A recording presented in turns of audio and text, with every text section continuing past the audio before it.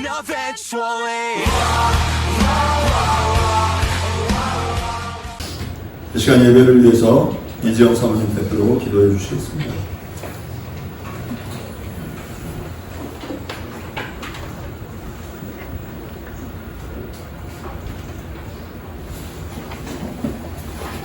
내가 전심으로 주께 감사하며 신들 앞에서 주께 찬송하리이다.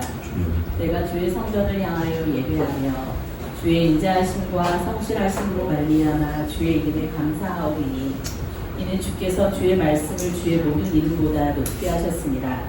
내가 간구하는 날에 주께서 응답하시고 내 영혼에 힘을 주어 나를 강하게 하셨나이다. 사랑과 은혜가 풍성하신 참 좋으신 하나님, 주가 지으신 복되고 거룩한 이날 주님 앞에 나와 기쁨으로 찬양하며 경배드립니다. 죄와 허물로 인하여 죽을 수밖에 없는 우리들을 십자가 보혈로 죄사함 받게 하시고 주의 은혜로 구원하여 주심을 감사드립니다. 주님, 지난 한 주간도 험난한 이 세상에 살면서 마음과 생각으로 입술과 행실로 알게 모르게 많은 죄를 지으며 살았음을 고백합니다. 우리의 죄가 주홍 같을지라도 눈과 같이 휘어지며 진홍같이 붉을지라도 양털같이 휘어지게 해주셔서 이 세대를 본받지 않고 오직 마음을 새롭게 함으로 변화를 받아 하나님의 선하시고 기뻐하시고 온전하신 뜻이 무엇인지 분별하여 우리의 몸을 하나님이 더 기뻐하시는 거룩한 산 제물로 드리는 참된 예배자가 되게 하여 주시옵소서. 역사를 주관하신 하나님, 이 나라 이 민족을 위해 기도합니다. 이 세상은 혼란과 분열 속에 참으로 무섭게 변해갑니다. 나 이외에 다른 것은 생각지도 않는 극한 이기주의가 팽배하고 하나님을 마음에 두기 싫어하는 교만함과 불의가 인생 안에 가득하며 하나님의 말씀을 비웃고 부인하는 오만하고 무지한 소리가 온 땅에 흘러넘칩니다. 일본의 오염수 방류로 국민들은 불안에 떨며 어민들과 관련 직종인들은 생계의 위협을 받고 많이 가진 자들, 특권층들만을 위한 특혜와 여러 정책들과 비상식적 사고와 무분별한 발언들로 과연 이 나라가 누구를 위한 나라이며 대통령과 위정자들은 도대체 누구를 위해 일하는지 국민들은 분노하며 애통해하고 이 나라를 걱정합니다. 거짓과 부정과 부패와 혐오와 분열로 혼란스러운 이 땅을 치유하여 주시고 역사를 잊은 민족에게는 미래가 없다고 하는데 역사를 바로 알고 대통령과 위정자들이 하나님을 두려워하며 진정 나라와 국민을 위해 선택된 자로서 군림하는 것이 아닌 섬기는 자세로 무엇을 어떻게 해야 할지 바르게 알고 행동하게 하여 주시옵소서. 우리의 작은 시대에도 응답하신 하나님, 너무나 많은 교사들이 목숨을 잃고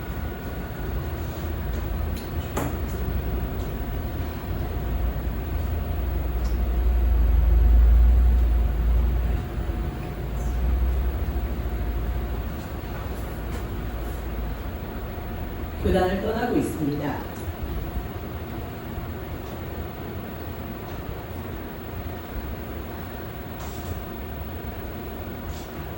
이 땅 위에 교식은 붕괴되고 교권은 무너졌습니다.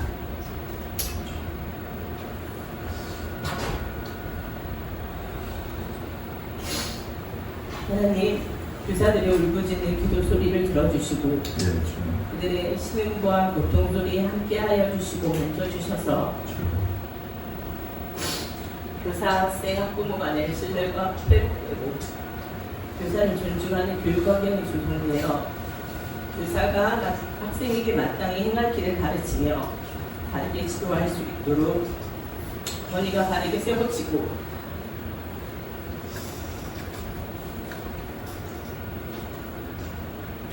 교사에게는 가르칠 환경을, 학생에게는 배우며 성장할 환경이 보장되고 아주 좋게 실효성 있는 대책과 각종 법안이 개정되어 안전한 법과 제도가 마련되어 교단에서 더 이상 억울한 죽음이 생기지 않도록 해주시고 회복과 치유를 역사하여 주시고 배우고 가르치며 희망을 노래하는 모두의 학교, 교사와 학생 모두가 행복한 학교와 교실을 만들어가게 하여 주시옵소서.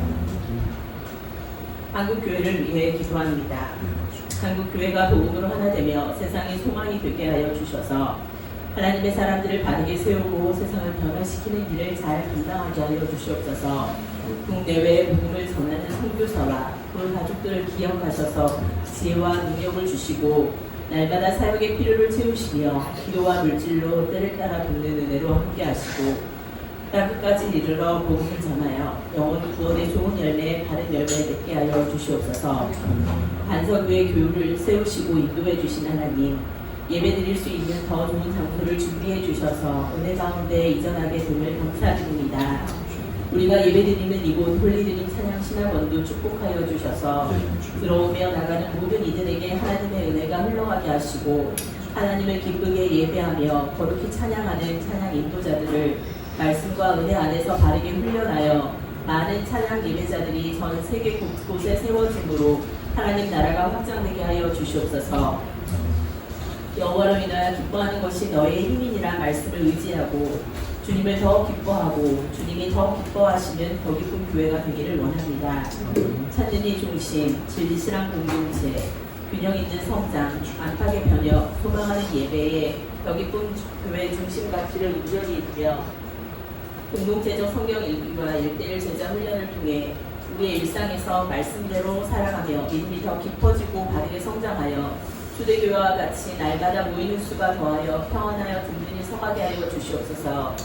각자에게 주신 달란트대로 겸손히 기쁨으로 교회를 섬기는 여러 손길들을 축복하여 주시고 우리에게 기업으로 주신 사랑하는 자녀들도 기억하여 주셔서 부모의 소유물로 삼지 않고 하나님의 청지기로서 사랑과 믿음으로 양육하여 자녀들이 주의 교훈과 훈계로 바르게 자라가도록 지혜와 명철을 주시고 하나님의 꿈을 비전 삼고 예수님의 성품이 인격이 되며 하나님의 권능이 함께하여 말씀 안에서 키와 지혜와 믿음이 날마다 자라가게 하여 주시옵소서.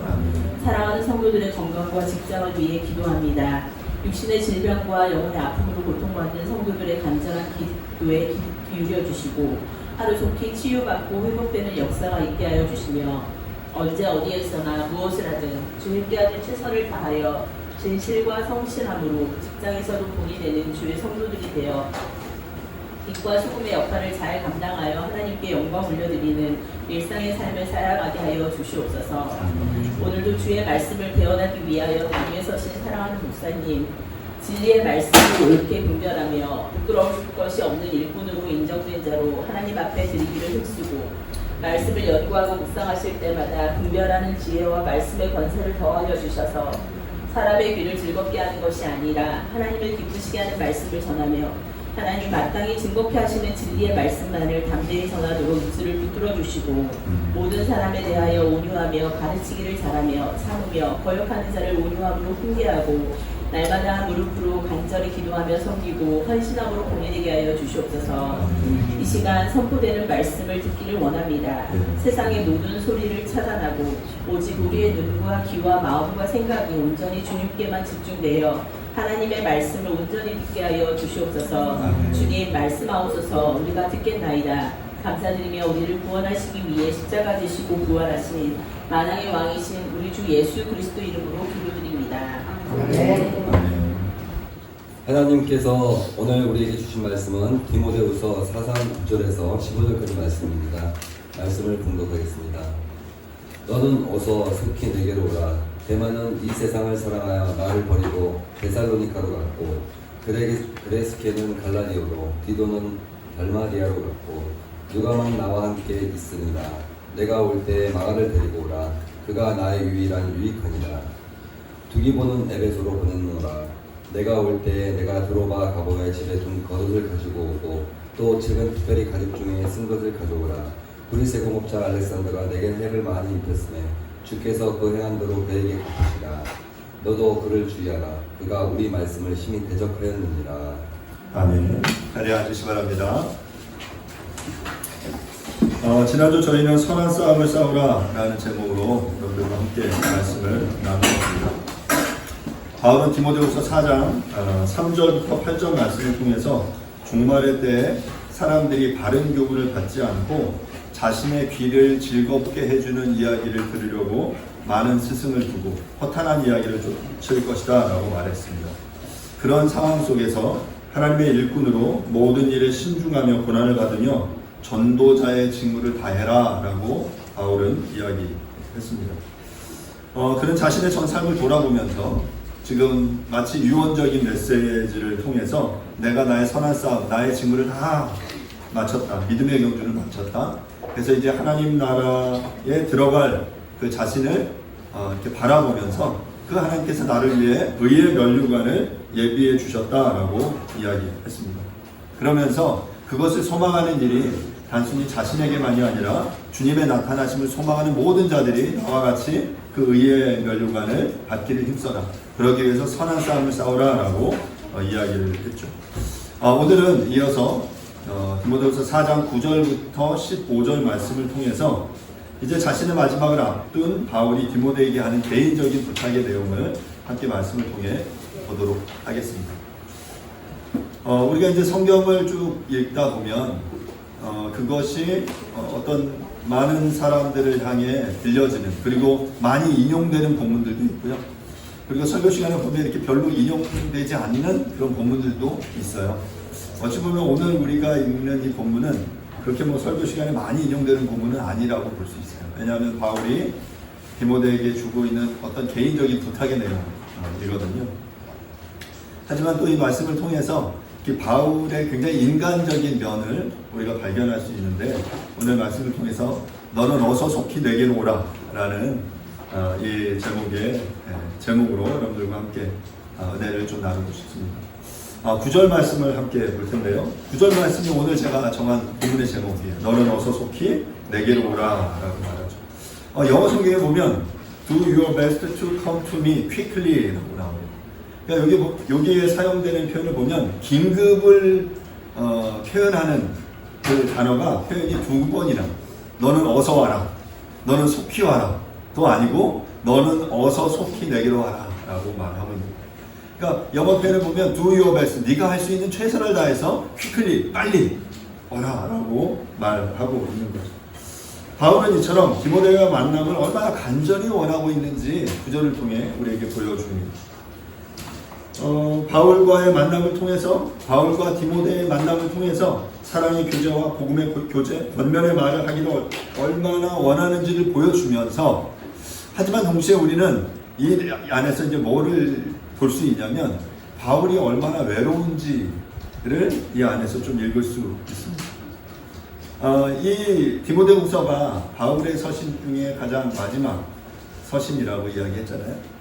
이제 죽음을 앞두고 자신의 사역을 마무리하면서 편지를 쓰고 있는데, 지금 바울의 환경을 생각하면 로마의 감옥에 갇혀있는, 로마의 음침한 토굴의 감옥 속에서 외롭고 쓸쓸하게 지내고 있는 그 바울의 모습인 거죠. 그 속에서 지금 디모데를 향해 너는 어서 속히 내게로 와라 라고 이야기를 하고 있는 거예요. 10절을 이어서 보겠습니다. 10절. 자, 그런데 이제 우리 한글 번역은 그냥 대만은 이라고 시작하지만 원문은 왜냐하면 이라는 표현이 그 안에 먼저 들어갑니다. 제가 10절을 그렇게 읽어보겠습니다. 왜냐하면 대만은 이 세상을 사랑하여 나를 버리고 데살로니가로 갔고 그레스게는 갈라디아로 디도는 달마디아로 갔고 라고 말하죠. 그러니까 9절에서 디모데에게로 하여금 속히 와라 라고 얘기했는데 10절이 그 이유를 설명하는 거예요. 왜냐하면 이렇게 말하는 거죠. 그 10절에서 나오는 이야기는 3명의 사람이 등장하거든요. 데마와 그레스게와 디도라는 인물이 나오는데 이 3명 모두 다 바울을 떠났어요. 그러니까 지금 같이 있었는데 그들이 떠나는 거죠. 부재의 상태에 바울이 지금 홀로 이제 외롭게 남은 그런 모습인 것을 우리가 볼 수 있어요. 그런데 이 3명이 다 바울을 떠났는데 이 3명이 떠난 성격, 목적은 다 다릅니다. 앞서 대만은 약간 부정적인 의미로 바울을 배신하고 떠났다면 그레스게와 디도는 사역을 위해 떠났다는 것을 알 수 있는데요. 먼저 대마를 보면요. 복음을 위하여 바울과 함께 고난받는 것을 거부하고 그는 쾌락을 좇아 세상을 사랑하여 바울을 떠났다라고 말을 하고 있어요. 본문에서 대만은 이 세상을 사랑하여 떠났다라고 표현하잖아요. 그런데 이 사랑하여라는 단어가, 여러분 그 헬라어 단어에 사랑을 표현하는 단어가 여러 가지 있다라고 말씀드렸잖아요. 에로스, 스톨케, 필리아, 아가페 이런 단어들이 있어요. 에로스는 육체적인 사랑, 필리아는 우정, 스톨케는 부모와 자식 간의 사랑, 아가페는 하나님과 인간의 관계에서의 무조건적인 사랑이에요. 그러면 여기 표현에서 사랑하여는 어떤 사랑이라는 헬라어 단어가 쓰였을까요? 세상을 사랑해서 떠났대요. 에로스 세상을 애정해서 그렇게 연상되는데, 그런데 놀랍게도 이 본문에서 사용된 이 사랑하의 표현은 아가페라는 표현이 사용됐어요. 아가파오라는 표현이 사용됩니다. 그러니까 하나님께서 인간을 향한 무조건적인 희생적인 사랑을 나타낼 때 아가페라는 아가파오라는 표현을 쓰는데, 지금 이 데마가 세상을 사랑해서 떠났는데 단순히 사랑, 좋아한 정도가 아니라 마치 세상을 위해, 쾌락을 위해, 자신의 욕망과 유익을 위해 자신의 전 목숨을 내놓을 만큼 뜨겁게 사랑해서 바울을 버리고 떠났음을 극명하게 표현해 주고 있는 거예요. 그냥 우리 표현을 보면 세상을 사랑해 떠났다. 그래, 세상을 사랑한다 보지. 뭐 이 정도일 텐데, 이걸 헬라어 표현으로 보면 굉장히 느낌이 다른 거예요. 아가페. 세상을 아가페. 세상을 그렇게 사랑해서 자신을 드릴 것만큼 희생적으로 사랑해서 그는 바울을 떠나갔다라는 것이죠. 데마는 단순히 고난을 피하기 위해 바울을 버린 것만이 아니라 영적으로 하나님을 버리고 자신의 신앙마저도 버렸습니다. 여러분 혹시 신약의 성경의 앞부분에 데마라는 인물이 어디에 이렇게 등장하는지 아세요? 데마라는 인물은 이 뒤에 나오는 인물들은 그 그레스계는 여기에만 등장하는 인물인데, 데마는 놀랍게도 그 앞에 여러 성경 본문에 등장을 이미 했어요. 한번 제가 찾아보면요, 골로새서 4장 14절을 제가 읽어보겠습니다. 골로새서 4장 14절, 사랑을 받는 의사 누가와 또 데마가 너희에게 문안하느니라. 또 빌레몬서 24절을 보면요, 또한 나의 동역자 마가, 아리스타고, 데마, 누가가 문안하느니라. 지금 함께 읽은 골로새 4장 14절이나 빌레몬서 24절에 등장하는 데마를 보면 바울의 복음 증거를 돕는 그의 동역자였어요. 누가와 함께 등장하기도 했고요. 마가, 아리스타고, 데마, 누가가 너희에게 문안한다라고 빌레몬서에 등장할 만큼 바울의 사역에 있어서 아주 중요한 핵심적인 역할을 했던 인물 중에 하나가 이 데마라는 인물이었다라는 거죠. 그런데 그랬던 그가 지금은 어떤 상황이 되었습니까? 이제 바울을 배신하고 하나님에 대한 신앙을 저버리고 세상을 사랑하여 떠나버렸다라고 말하는 것이죠. 어떤 이유에서인지는 정확히 알 수 없어요. 하지만 우리가 함께 읽은 10절의 본문의 내용 속에서 보면 그는 필연 이 하나님보다 세상을 더 사랑하게 됐던 것 같습니다. 어떤 문제가 있었는지, 어떤 그 고난이 아니면 어떤 유혹이 그에게 있었는지 성경은 침묵하지만 결과적으로 보면 그는 지금 신앙에서 떠나서 바울을 버리고 하나님을 배반하고 배교하고 떠나버렸다라는 사실을 우리는 본문을 통해 볼 수 있죠. 그리고 그는 세상을 사랑하여 어디로 갔냐면 데살로니가로 갔다라고 말합니다. 왜 데살로니가로 갔을까? 그 이유는 정확히 알 수 없어요. 하지만 추정하기로는 데마의 고향이었을 것이다 라고 추정합니다. 사랑하는 여러분, 오늘 제가 여러분들에게 본문을 함께 나누는 여러 사람들의 이야기가 나와요. 이렇게 짤막짤막하게 등장하는데, 여러분 오늘 말씀을 들으면서 나는 어떤 사람과 같은가? 아니면 어떤 사람이 될 것인가? 한번 그런 생각을 해보셨으면 좋겠어요. 저는 바라기는 여러분들이 데마와 같은 선택을 하지 않을 수 있기를 바랍니다. 지금은 하나님의 일꾼이었고 하나님의 동역자, 주를 위해 충성했던 인물이었는데 시간이 지나서 어떤 이유에서인지 그 복음을 떠나고 믿음에 파선하여 하나님과 멀어지는 그러한 선택, 데마와 같은 선택을 하지 않을 수 있기를 바랍니다. 그 다음 등장하는 인물들은 그레스게는 갈라디아로, 디도는 달마디아로 갔다라고 말해요. 데마가 세상을 사랑해 바울을 버리고 떠난 거라면 그레스게와 디도는 사역을 위해 바울이 파송해서 바울을 떠난 사람들이에요. 그렇게 떠났지만 결과적으로는 바울은 이제 홀로 남게 되는 거죠. 함께 있었는데 떠났기 때문에 그는 홀로 있어서 외로움에 있는 상태였음에 틀림없습니다. 그레스게라는 인물을 성경에 이렇게 찾아보면 다른 성경 본문에는 전혀 등장하지 않습니다. 이 본문에만 잠깐 등장하는 인물이에요. 그래서 우리는 그에 대해서 그냥 추정할 수밖에 없는데, 그러면 그레스게가 파송된 갈라디아라는 지역은 어느 지역일까 생각해 보면요, 1차적으로는 우리가 갈라디아서에 나오는 그 갈라디아였을 거라고 추정해요. 보통 이제 바울의 서신에 등장하는 지역은 아가야나 마게도냐, 아시아처럼 로마 지배 시대의 정치적 단위의 지방들을 그렇게 공식적인 명칭으로 불렀습니다. 그렇다면 그리스계가 파송된 갈라디아는 소아시아에 자리한 로마령의 갈라디아 교회였을 거다라고 볼 수 있어요. 그런데 다른 문헌 중에 그 일반 역사가인 유세비우스, 교회사가였던 유세비우스의 기록 중에 보면 그레스게가 로yon 근처 비엔나의 교회를 설립했다라는 기록이 남아 있어요. 그래서 여기에 표현된 이 로연이라는 이 근처를 보면 이것은 갈리아 지방, 그리고 이 영어로 하면 고울이라는 지방이거든요. 이 갈리아 지방으로 간 것이 아닌가라고 추정하기도 합니다. 이것이 사실이라면 여기서 표현된 갈라디아는 아시아의 갈라디아가 아니라 유럽의 갈리아, 고울 지방이었다는 사실이죠.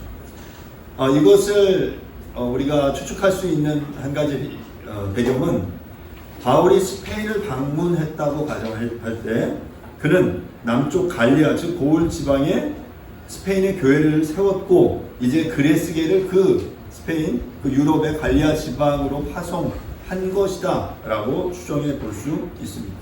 그러니까 지금 바울이 이렇게 사람들을 보내는 공통된 목적은 자신이 이미 세웠던 그리고 세워져 있는 교회를 다시금 강화하고 온전히 세우기 위해서 자신의 일꾼들을 그곳으로 보내는 그런 목적이었거든요. 이 갈라디아가 아시아의 갈라디아인지 아니면 유럽의 갈리아인지 정확히 알 수 없지만 어찌됐건 바울은 그 지역의 교회를 세우기 위해 그레스게를 파송한 것이다 라고 볼 수 있습니다. 두 번째 이제 디도인데요. 디도는 달마디아로 갔다라고 본문이 말합니다. 달마디아는 어딜까? 다른 지역이 등장하지 않는데요. 로마서 15장 19절에 보면 표적과 기사의 능력으로 능력으로 이루어졌으며 그리하여 내가 예루살렘으로부터 두루 행하여 일루리군까지 그리스도의 복음을 편만하게 전하였노라. 그 당시의 지도를 통해 보면 일루리군이라는 이 지역이 바로 달마디아가 위치한 아르리안 연안 동쪽의 지역이다라고 말합니다. 바울에 의해서 개척된 지역이에요. 이렇게 바울이 디도를 달마디아로 보낸 것은 마찬가지 복음 증거로 세워진 그 교회가 계속해서 견고하게 세워져 갈 수 있도록 성장해 갈 수 있도록 자신의 사람을 그곳에 파송한 것이다 라고 볼 수 있는 것이죠. 이처럼 바울은 자신의 외로움에도 불구하고 주변에 있던 사람들을 끝까지 붙잡아 둔 것이 아니라 적극적으로 보냈어요. 하지만 그 속에서 이렇게 보내고 나니까 어때요? 외로운 거죠. 그래서 너는 어서 속히 내게로 와라 라고 이야기를 하고 있습니다. 11절을 보도록 하겠습니다. 11절입니다. 누가만 나와 함께 있느니라. 내가 올 때에 마가를 데리고 오라. 그가 나의 일에 유익하니라. 본문에 이제 누가와 마가라는 인물이 등장을 합니다. 바울의 말년 감옥 생활의 끝까지 바울과 함께 있었던 인물은 바로 누구냐면 누가. 누가는 여러분 잘 아시죠? 누가복음과 사도행전의 저자. 그리고 그의 직업은 뭐라고 말하죠? 의사였어요. 그는 팔레스타인에서부터 로마까지 멀고도 험난한 해상 여행에 생명의 위협을 무릅쓰고 바울과 함께 했습니다. 사도행전 27장에 자세하게 등장하고 있는데요. 누가는 바울과 함께 복음을 전하는 선교사였으며 바울의 주치이기도 했습니다. 누가는 바울의 1, 2차 수감 생활 동안 그와 함께 했고 또한 바울의 서신을 대필하기도 했고요. 그의 신실한 친구였습니다. 누가는 그리스도인, 선교사, 의사, 비서, 친구로서 바울과 언제나 함께 동역한 인물. 그래서 지금 편지를 쓰면서 지금 속히 와라. 그런데 지금 누가만 나와 있다 라고 말해요. 그러면서 누구를 데리고 와라 라고 촉구하냐면 마가를 데리고 와라. 그가 나의 일에 유익하다 라고 말하고 있어요. 여러분 마가가 누군지 아십니까? 여기서 등장하는 마가는 사도행전 12장 13장에 등장하는 인물이에요. 마가는 예루살렘 출신의 마가 요한인데요. 바울의 제1차 전도 여행 때 바울과 동행했던 젊은 청년이에요. 1차 전도 여행 때. 그런데 사도행전 13장 13절에 보면 이 어떤 이유였는지 모르는데 이 마가가 전도 여행 기간 동안 아마 함께 했던 이 전도 여행에서 이탈한 것 같아요. 뭔가 이렇게 함께 그 바울의 말을 잘 듣지 않았어요. 이탈했어요. 그러자 이 바울의 전도팀의 바울과 바나바가 서로 이것 때문에 의견이 불일치합니다. 싸웁니다. 바나바는 뭐라고 그랬냐면 바나바는 온유한 사람이었어요. 그래서 제가 실수했지만 쟤를 데리고 같이 계속 선교여행을 해야 된다라고 말했고, 이 당시에 1차 전도여행 시기에 바울은 어떠냐면 굉장히 젊은 날선, 아주 그 스트릭트한, 완고한 그런 이미지였던 거예요. 절대 안 된다. 그런 친구는 내가 도저히 함께 할 수 없다 하고 바울과 바나바 일행이 엄청나게 대판 싸웁니다. 그리고 결과적으로 어떻게 돼요? 갈라져요. 여러분 놀랍지 않습니까? 바울과 바나바 이렇게 놀라운 믿음의 그 훌륭한 사역자들도 싸우고 갈라질 수 있어요. 그래서 여러분 교회 안에 이렇게 싸우는 거 걱정하지 마세요. 그럴 수 있는 거예요. 뭐 우리는 저 목사님, 우리 목사님은 절대 안 싸우고 항상 온유할 거다. 아니요, 여러분. 착각하지 마세요. 바울과 바나바도 이렇게 대판 싸우고 심지어 그들은 갈라졌어요. 마치 교회가 이렇게 깨지는 것처럼 갈라졌어요. 자, 그렇게 갈라지는 원인을 제공한 인물이 바로 마가였어요. 마가. 자, 그렇게 갈라지고 나서 한참의 시간이 지났겠죠? 자, 그런데 베드로전서 5장 13절에 보면 마가는 베드로와 함께 로마에서 복음을 증거했고, 전승에 따르면 베드로가 로마에서 순교한 이후에 이전에 바울과의 반목을 털어버리고 그의 신실한 조력자가 되었다라고 말합니다. 이건 이제 그 전승의 기록들이에요. 이처럼 생각해 보면 바울은 사역 초기에 이 마가의 실수를 용납할 수 없었어요. 뭐 그 당시에는 그는 이 복음을 위해 아주 뜨거웠고 그 복음을 전하는 것에 방해되는 저 미적미적대는 저 젊은 아직 성숙하지 못한 저 청년들 절대로 함께할 수 없었던 거예요. 그래서 내치고 바나바와 갈라서고 누구와 선교여행을 진행하냐면 신라와 함께 바울과 신라가 이제 전도팀을 이끌고 사역을 합니다. 놀랍게 사역을 진행해 나갔죠. 이제 그 사역의 마무리 단계가 된 거예요. 아마 이 시간을 통해서 어떤 일이 벌어졌을까 정확히 알 수 없지만 우리가 성경을 통해 그리고 우리의 상상력을 동원해 봤을 때 바울도 마가도 이 시간을 통해 하나님 앞에 연단받고 성장해 갔을 것입니다. 아마 미숙했던 마가는 시간이 지나며 복음의 사역에 계속 함께 동참하면서 성숙해 갔을 거고요. 아마 이렇게 뾰족뾰족하게 몰았던 바울도 시간이 지나고 고난을 받고 여러 연단 속에서 둥글둥글해서 갔을 거예요. 예전에는 용납하고 용서할 수 없었는데 이제는 넉넉히 품을 수 있는 그 상황이 되는 것이죠. 그리고 마가도 앞서 이야기한 것처럼 베드로와 또 아마도 디모데와 그 바나바와 함께 동역하면서 그는 신앙적으로 많이 성숙해 갔을 거예요. 자, 그리고 지금 이제 바울이 디모데를 향해 저 마가를 데리고 와라. 그가 나에게 유익하다라고 말을 하고 있어요. 가끔 우리를 보면 한 번 삐지면 어떤 사람한테 한 번 이렇게 막 이렇게 벌어지면 끝까지 난 죽어도 저 사람과 함께 할 수 없어라고 막 맹세하고 막 다짐을 하는 사람들이 있는데 여러분 그러지 마세요. 아마 바울도 아마 그랬을지 몰라요. 난 저런 놈하고 절대로 못해 하고 막 대판 싸웠을 거예요. 그런데 시간이 지나고 자신이 그때 성급했으면 아니면 그때 뭐 그 선택이 옳았을 수 있어요. 하지만 시간이 지났고 마가가 변했고 자신이 변했고 그 또한 하나님 앞에 유익하다. 하나님의 복음 사역에 유익한 인물임을 그는 인정한 거죠. 그리고 마가를 데려와라 라고 요청하고 있는 것입니다. 사랑하는 여러분, 혹시 이전에 어떤 실수로 인해서 용납하고 용서하지 못했던 사람들이 우리 가운데 있지 않습니까? 그런데 여러분, 시간이 지나보니 이제 용서할 만하지 않습니까? 그때는 절대 용서가 안 됐는데 시간이 지나보니 또 내 입장도 바뀌어보고 그 사람의 상황도 이해가 되고 이제는 받아들일만 하지 않습니까? 예전에 엄마 아빠가 나한테 엄청 나를 힘들게 했던 것 그때는 용서하지 못하고 막 뛰쳐나갔던 분이 계십니까? 그랬을지 모르는데 시간이 지나니까 이제 내가 엄마 아빠가 되고 그 엄마 아빠가 이해되지 않습니다. 자녀들을 보면서 친구들을 속에서 혹시 그런 관계들이 있지 않습니까? 여러분 시간이 지나가면서 그도 나도 하나님 앞에서 연단받고 성장해 가는 거예요. 그렇다면 이제 손을 내밀고 그 관계를 회복시킬 수 있어야 하겠습니다.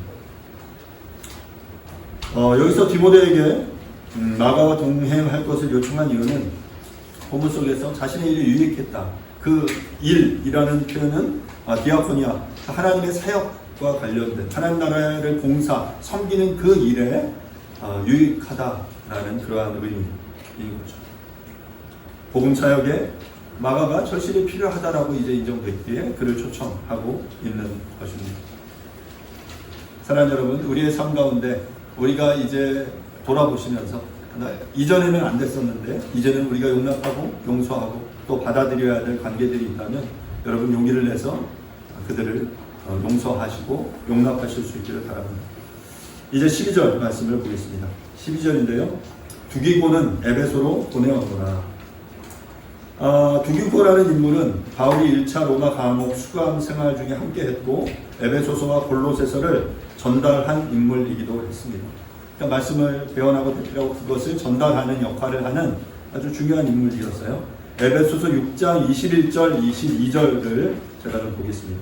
나의 사정 곧 내가 무엇을 하는지 너에게도 알리려 하노니 사랑을 받는 형제요 주 안에서 진실한 일꾼인 두기고가 모든 일을 너에게 알리리라. 우리 사정을 알리고 또 너희 마음을 위로하기 위하여 내가 특별히 그를 너희에게 보내옵니다. 이제 에베소 교회를 향해 로마 감옥에 있던 바울이 두기고를 보내서 나의 사정을 알리는 인물이다. 내가 어떻게 지내는지 두기고가 잘 알고 있고 그를 문안해라 라고 지금 이야기하고 있는 본문. 두기고는 사랑을 받는 형제요 복음의 충성스러운 사역자요 바울의 동료이며 매우 신실한 그리스도인임이 분명합니다. 그러면 이 바울이 두기고를 지금 에베소로 보냈다라고 말하는데 에베소로 왜 보냈을까 생각해 보면 지금 바울이 누구를 오라고 지금 초청하고 있어요? 디모데로 오라고 하는 거죠. 디모데가 지금 어디 교회를 섬기고 있었냐면 에베소 교회를 섬기고 있었어요. 자, 그러면 이런 거죠. 제가 어디 선교 여행을 간다면 어디 잠시 자리를 비워야 돼요. 자, 예를 들어서 저기 미국에서 어떤 목사님이 저를 디모야 속히 내게로 와라 라고 했어요. 그럼 제가 속히 가려면 이 자리를 누군가 지금 감당해야 되죠. 두기고를 보낸 거예요. 에베소에 디모데를 바울이 속히 와라 라고 초청하면서 너의 빈자리를 충분히 채울 수 있는 내가 아주 신뢰하는 사람을 보내는데 바로 그것을 두기고다라고 말하는 것이죠. 바울은 지금 자신이 너무나 외롭고 힘든 그 상황 속에서 디모데를 초청하면서 보통 우리가 시간이 지난 나이가 들고 하면 점점 더 나이가 들면서 이기적이 되고 어려워지는 그런 모습들을 보게 됩니다. 내가 어려운 상황에 있고 내가 힘들면 우리는 주변을 돌아보지 못하고 나만을 생각하는 경우들이 많아요. 그런데 지금 바울에게 있어서 최우선순위는 뭐였냐면 하나님의 교회였어요. 하나님의 교회가 언제든지 어떤 상황이 있어든지 든든히 세워져 가는 것이 그에게 있어서 1순위였습니다. 그래서 사람들을 파송하기도 했고 디모데를 부르며 두기고를 대신 그 에베소 교회로 보내서 당신의 교회가 한치도 흔들림 없이 견고하게 성장하며 자라기를 바라는 그 마음 그리고 그러한 배려, 주도 면밀한 그 모습들을 우리가 이 본문 속에서 보게 되는 것이죠. 바울은 앞서 9절에서 디모데에게 어서 속히 올 것을 요청하면서 이제는 올 때 자기에게 필요한 몇 가지 물건을 가지고 올 것을 요청하는데요. 13절 말씀을 제가 읽어보도록 하겠습니다. 내가 올 때 드로와 가보의 집에 둔 겉옷을 가지고 오고 또 책은 특별히 가죽 종이에 쓴 것을 가져오라. 13절에 드로와 가보의 집 읽어보면 처음에는 예전에 성경 처음 읽을 때 이 가보가 뭔지 몰랐어요. 이게 집에 있는 보물인지 아니면 이게 지명인지 사람 이름인지 처음에 이제 한글로 읽을 때 몰랐는데 사람 이름 드로아 지역에 있는 가보라는 사람의 집에 두었던 겉옷을 가져와라 라고 요청하는 거예요. 뭐 다른 성경에서 가보에 대한 언급이 없지만 우리가 추측해 보건대 드로아에 살고 있던 신실한 그리스도인으로 바울이 신뢰할 만한 바울의 동역자였음에 틀림없어요. 왜냐하면 당시에 겉옷은 굉장히 중요한 물건이었거든요. 자기가 굉장히 중요하게 여기는 물건을 맡길 만큼 신실한 인물이었죠. 그리고 그 맡겨놨던 물건을 가지고 와라. 그 옷이 뭐예요? 그게 뭐냐면 겉옷이에요. 첫 번째 겉옷. 본문의 겉옷으로 번역된 파일로넨이라는 헬라어는 뭐 그냥 간단하게 말하면 헐렁한 겉옷인데 추위와 비를 막기 위해 고안한 겉옷으로 모포 가운데 머리가 들어갈 만한 크기의 구멍이 뚫려 있는 소매 없는 옷. 뭡니까? 요즘 우리 보면 판초이 판초이 같은 모습이었던 것 같아요. 그래서 겉옷을 가지고 와라 라고 요청하죠. 그러면 여러분 왜 겉옷을 요청했을까요? 아마 이제 뒤에 본문과 연결돼서 조금 더 추측할 수 있는데 21절에 보면 겨울 전에 어서 와라 라고 말하는데 겨울이 다가오고 있는 거예요.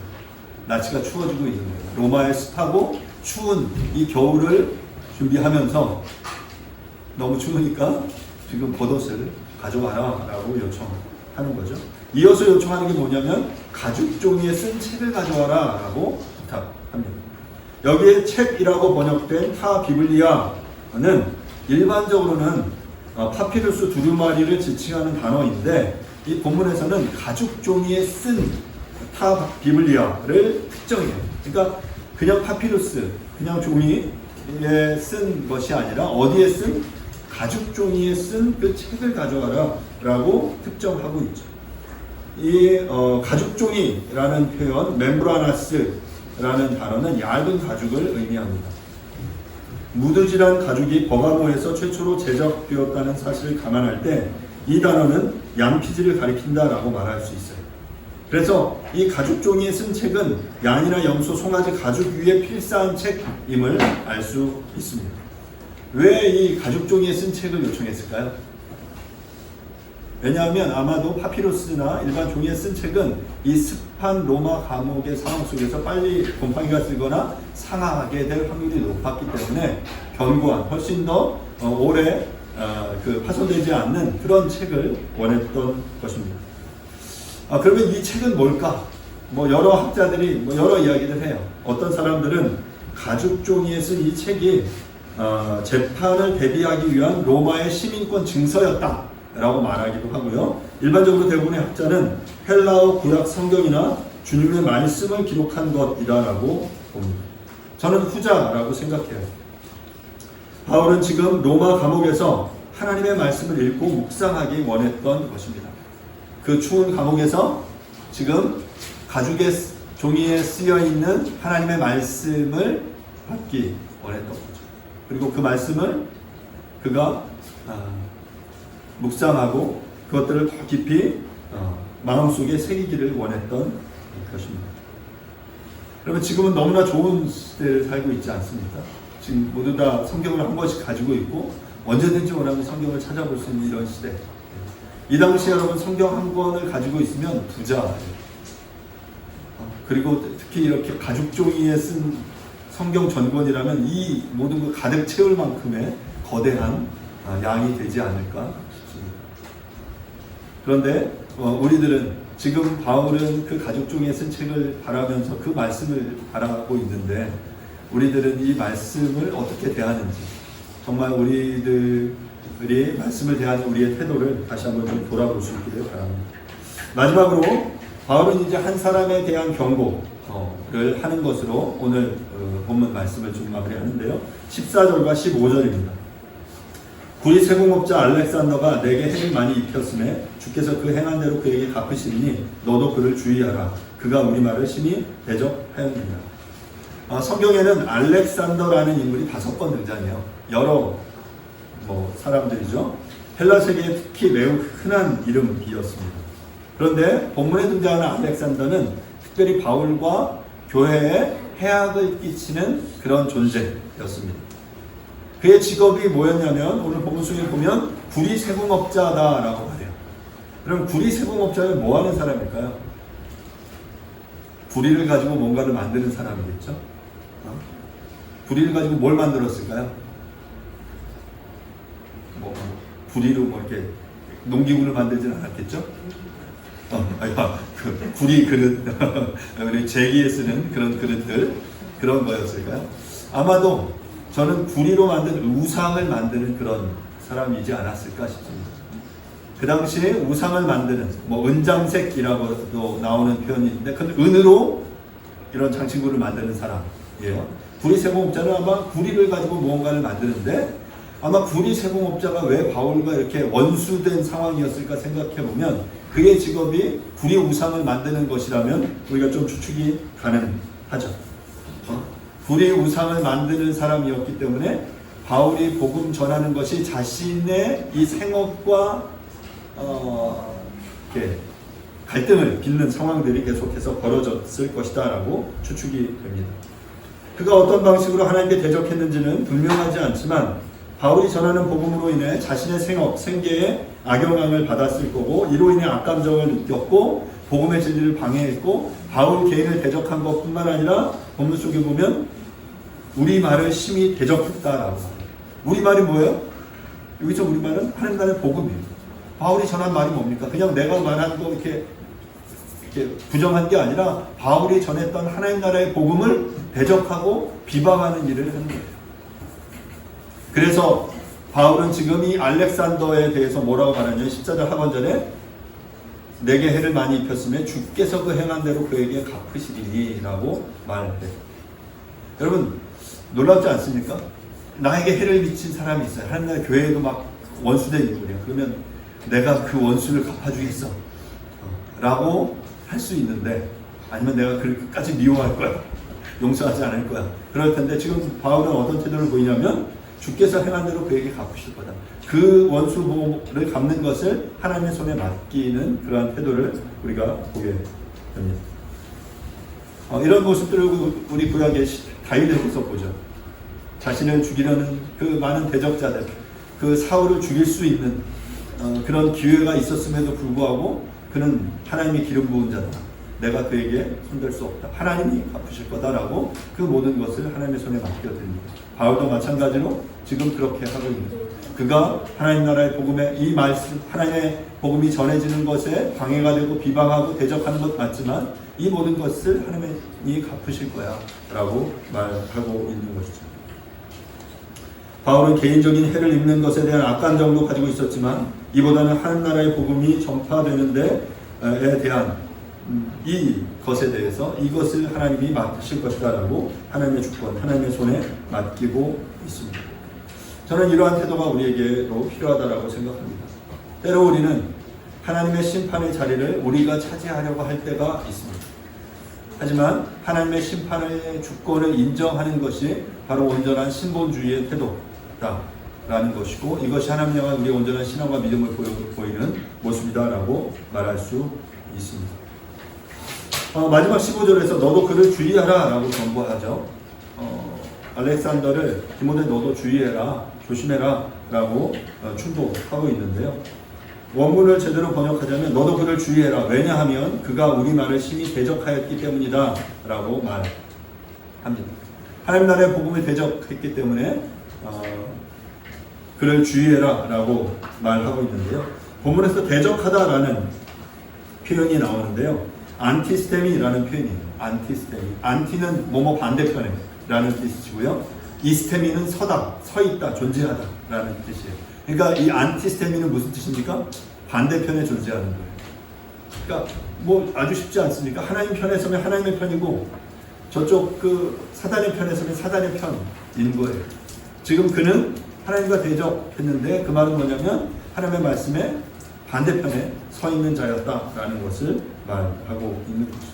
그렇기 때문에 그를 주의해라 라고 말하고 있습니다. 사랑하는 여러분, 우리는 어느 편에 서 있습니까? 복음 편에, 하나님 편에, 하나님의 자리에 우리가 함께 동행합니까? 아니면 그 반대편에 서 있습니까? 만약에 우리가 하나님의 말씀의 반대편에 대적하여 이 반대편에 서 있다면 우리는 하나님의 편이 아니라 하나님을 대적하는 삶을 사는 것이죠. 복음을 대적하여 나의 만족과 유익을 채우기 위해 노력하며 살아가는 그러한 삶이 아니라 우리 본문 앞에서 대마와 같이 이 세상을 사랑하여 하나님을 떠나고 그 바울을 배반하는 그 삶이 아니라 온전히 복음 편에, 하나님 편에 서는 저와 여러분들이 될 수 있기를 간절히 바랍니다. 말씀을 좀 마무리하겠습니다. 바울은 로마의 감옥에서 디모데에게 속히 자신에게 올 것을 요청합니다. 마지막으로 생각하며 사랑하는 아들을 만나고 싶었고 만지고 싶었고 자신이 격려받고 그들을 축복하고 싶었기 때문이죠. 그런데 바울의 사역 속에서 데마는 이 세상을 사랑하여 바울을 배신하고 떠났습니다. 그레스게와 디도는 하나님의 사역을 위해 바울을 떠났어요. 이런 그 외로움 속에서 바울은 디모데에게 속히 올 것을 요청하면서 올 때 겉옷과 가죽 종이 책을 가져와 달라고 말하고 있습니다. 이 바울의 모습이 어떻습니까? 너무 인간적이지 않습니까?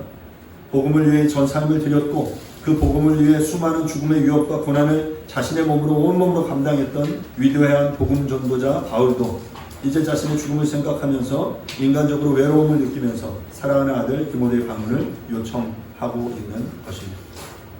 우리가 어떤 한 사람을 평가하면서 이 어떤 그 단면의 모습만으로 그를 다 평가할 수 없어요. 한 이면에 그는 위대한 복음 전도자, 그 죽음을 무릅쓰고 그 하나님을 위해 투쟁한 그 하나님의 사람이었지만 그는 또한 한면에 아주 인간적인 연약함을 가진 정말 살아가는 이의 얼굴을 보고 싶어하는 아주 인간적인 한 사람이었습니다. 저는 우리들이 이 세상을 살아가며 바울을 떠난 데마나 바울을 대적한 알렉산더가 아니라 복음의 사역을 함께 감당했던 그레스게나 디도, 누가나 마가, 두기고 가보와 같은 인물들이 될 수 있기를 간절히 바랍니다. 우리 모두가 하나님 나라의 주인공이 되기를 원하지만 그렇지 않더라도 우리가 하나님 나라의 복음을 전하는 사역자와 함께 해주고 그의 편에 서 있어주고 도움을 주고 필요를 채워줌으로 우리는 그와 함께하는 동역자들이 될 수 있습니다.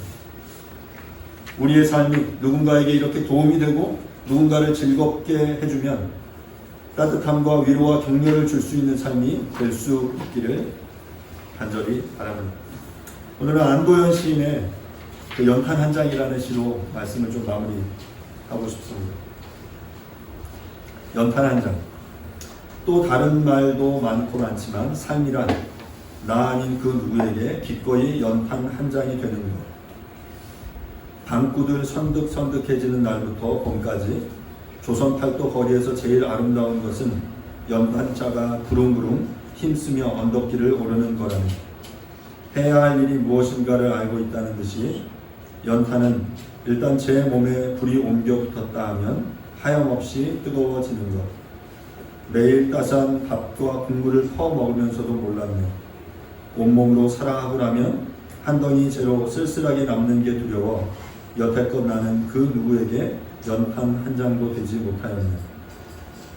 생각하면 삶이란 나를 산산이 으깨는 일. 눈 내려 세상이 미끄러운 어느 이른 아침에 나 아닌 그 누가 마음 놓고 걸어갈 그 길을 만들 줄도 몰랐었네. 나는. 바울에게 연탄 한 장 같았던 존재들이 있었죠. 그리고 그들의 방문을 그토록 그는 원했습니다. 우리의 삶에도 누군가의 언덕이 되어주고 누군가가 기댈 수 있는 어깨가 되어주고 누군가 추위에 떨고 누군가 홀로 외로워할 때 그와 함께 해줄 수 있는 저와 여러분들이 될 수 있기를 간절히 바랍니다.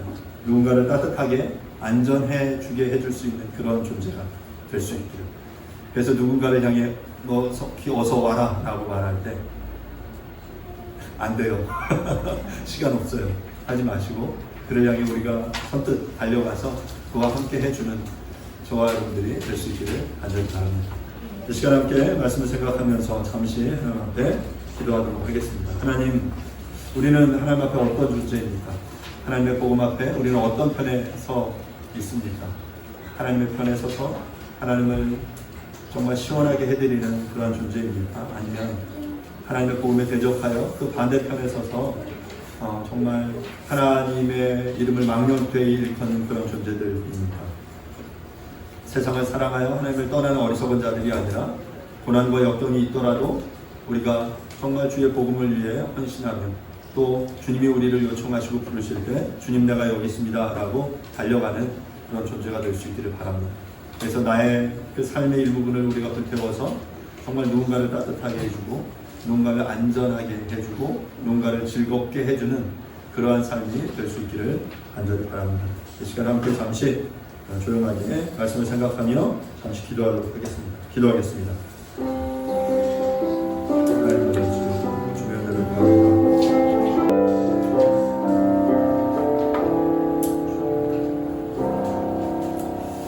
너는 어서 속히 내게로 오라. 대만은 이 세상을 사랑하여 나를 버리고 데살로니가로 갔고 그리스게는 갈라디아로 디도는 달마디아로 갔고 누가만 나와 함께 있느니라. 내가 올 때에 마가를 데리고 오라. 그가 나의 입에 유익하니라. 부귀고는 에베소로 보내오노라. 내가 올 때에 내가 들어와 바보의 집에 둔 겉옷을 가지고 오고 또 책은 특별히 가죽 종이에 쓴 것을 가져오라. 우리 세공업자 알렉산더가 내게 해를 많이 입혔으니 주께서 그 행한 대로 그에게 갚으시니 너도 그를 주의하라. 그가 우리 말을 심히 대적하였느니라. 주님, 바울이 사랑하는 아들 디모데를 어서 속히 내게로 오라라고 요청하는 이 말씀을 우리가 듣습니다. 주님, 그의 사역의 말년에 정말 그 외로움 속에 그 인간적인 그 고통을 호소하며 정말 디모데의 방문을 요청하는 이 바울의 모습을 보며 주님, 우리들이 이러한 요청을 받을 때 우리는 어떠한 모습으로 나아가게 될지를 생각해 봅니다. 하나님, 간절히 구하오니 대마와 같이 이 세상을 사랑하여 바울을 버리고 떠나가는 어리석은 자들 되지 않게 도와주십시오. 하나님의 복음에 대적하여 정말 살아가는 그 어리석은 알렉산더와 같은 분이 되지 않도록 도와주십시오. 하나님의 복음 편에 서서 정말 하나님을 기쁘시게 해드리고 그 과정 속에 주님이 우리에게 요청하실 때 나의 삶을 드려 믿음으로 헌신하는 그러한 우리 모두가 되어줄 수 있도록 주님 도와주시옵소서. 주님, 간절히 구합니다. 우리 모두 누군가에게 따뜻한 어깨가 되어주기를 원합니다. 누군가의 위로가 되고 누군가의 격려가 되고 누군가의 기쁨이 되어지는 그러한 삶을 살아내는 우리 모두가 되어줄 수 있도록 주님 인도하여 주시옵소서. 감사드립니다. 예수님의 이름으로 기도합니다. 아멘. 교리문답 37번 문항입니다. 교리문답 37번 문항입니다. 성령은 우리를 어떻게 도우십니까? 성령은 우리의 죄를 깨닫게 하시며 우리를 위로하시고 인도하시며 영적 은사와 하나님께 순종하려는 열망을 주십니다. 또한 우리가 기도하고 하나님의 말씀을 이해하도록 도우십니다. 아멘. Eventually